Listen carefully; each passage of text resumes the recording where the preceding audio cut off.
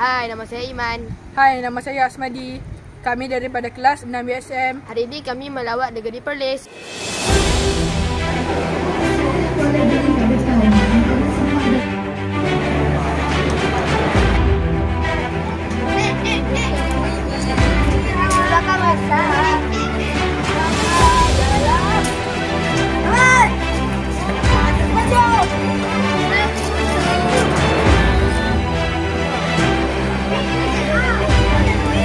Kami melawat Gua Kelam, Taman Ular dan Muzium Kota Kayang.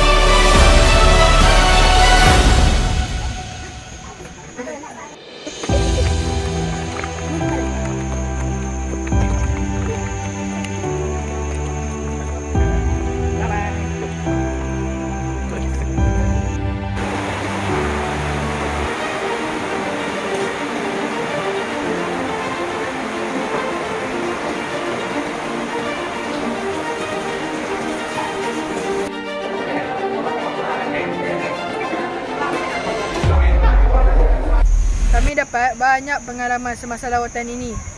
Dan kami mendapat kenangan yang manis.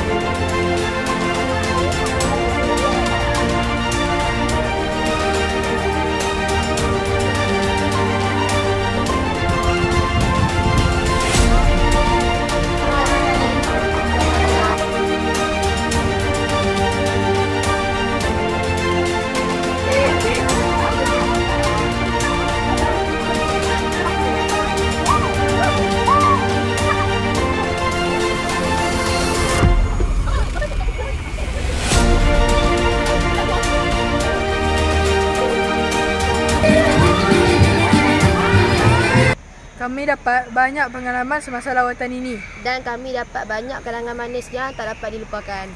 Ben, apakah pengalaman kamu di dalam Taman Ular?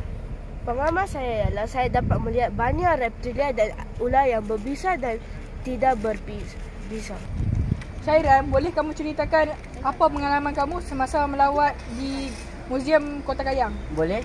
Pengalaman saya dapat mempelajari sejarah-sejarah tentang artifak dan juga salah sila di Raja di Perlis. Bolehkah Akil kamu menceritakan perasaan kamu semasa melawat Gua Kelam? Boleh, perasaan saya adalah sangat gembira dan seronok kerana dapat belajar tentang perombongan biji timah dan juga dapat melihat bahan-bahan yang unik yang tidak dapat dilihat pada di luar gua, dan juga Gua Kelam itu yang sangat indah. Terima kasih kepada pihak sekolah dan guru-guru yang telah membawa kami ke sini. Sekian, terima kasih. Bye.